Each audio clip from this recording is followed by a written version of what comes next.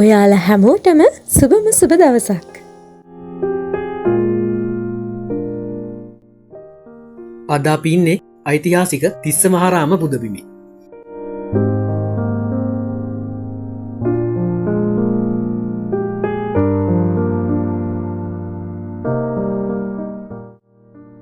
තිස්ස මහාරාම රජමහා විහාරය යනු ශ්‍රී ලංකාවේ ඉතා පැරණි සහ ගෞරවනීය බෞද්ධ විහාරස්ථානයක් වන අතර එය රුහුණු රාජධානී අගනුවරක් වූ තිස්ස මහාරාම නගරේ පිහිටා ඇත.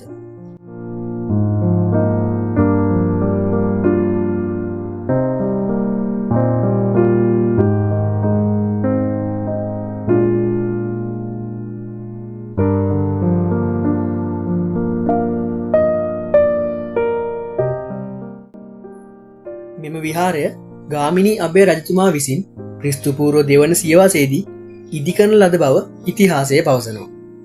තිස්ස දාගැබ බුදුන් වහන්සේගේ අස්ථිධාතු තැන්පත් කර ඇති බවට විශ්වාස කරන අතර මෙම විහාරය පිරිසිදු සංසුන් පරිසරයකින් සමන්විත වන අතර එය ශ්‍රී ලංකාවේ ප්‍රධාන වන්දනා භූමිවලින් එකක් ලෙසද සැලකෙනවා.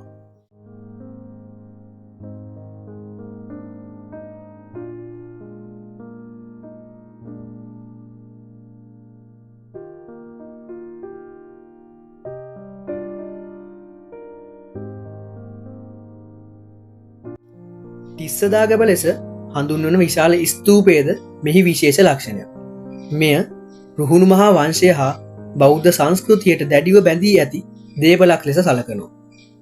අද වන විට දේශීය සහ විදේශීය බෞද්ධයන්ගේ ආගමික ගමන් මගක් ලෙසත් සංචාරක ආකර්ෂණයක් ලෙසත් තිස්ස මහාරාම විහාරය මහත් ජනප්‍රියත්වයකින් යුක්ත වෙනවා.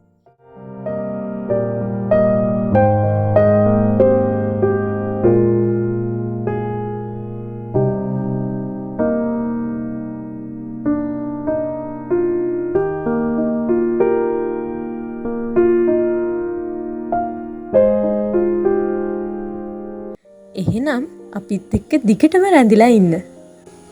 ආයෙත් දවසක හම්බ වෙනකන් පරිස්සමෙන් ඉන්න.